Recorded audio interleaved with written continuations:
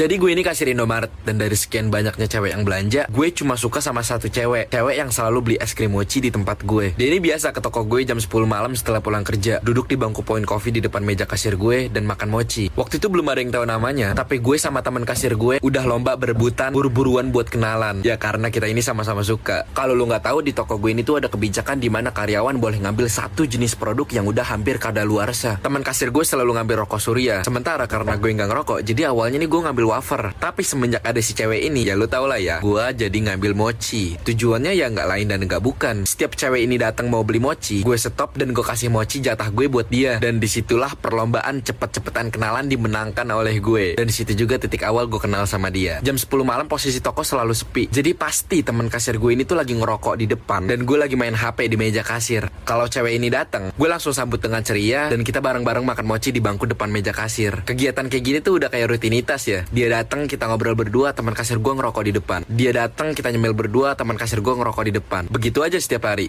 Nah, pada suatu malam, cewek ini tuh nggak datang ke toko gue. Gue cek udah jam 11 malam dan dia sama sekali belum kelihatan. Gue shift malam saat itu, jadi gue standby di sana sampai pagi. Ketika gue lagi asik scroll TikTok, suara pintu berbunyi, menandakan ada orang yang masuk. Pas gue lihat, ternyata itu dia, cewek itu. Tapi kali ini perawakannya berantakan, rambutnya kusut, bajunya sobek-sobek, dan wajahnya pucat. Gue cek jam dan ternyata udah jam 2 malam. Cewek itu jalan tanpa suara mendekati kulkas es krim dan mengambil mochi. Kalau gue penakut, gue udah kabur pada saat itu. Tapi gue bukan penakut, gue deketin dia dan nanya apa yang terjadi. Namun gak ada satu patah kata pun yang keluar dari mulutnya dia. Seakan-akan gue gak ada di situ. Lalu dia keluar tanpa bayar dan malah ngasih gue kantong plastik hitam. Pada saat itu gue gak peduli isinya duit atau bukan, dan milih buat ngejar dia keluar. Tapi keinget gue harus berjaga di kasir, karena shift malam ini gue cuma sendiri. Masa gue ninggalin toko? Akhirnya dia gue biarkan pergi. Gue balik ke meja kasir dan berpikir keras, berusaha positive thinking terhadap apa yang baru aja terjadi. Pagi harinya ada berita bahwa seorang gadis telah menjadi korban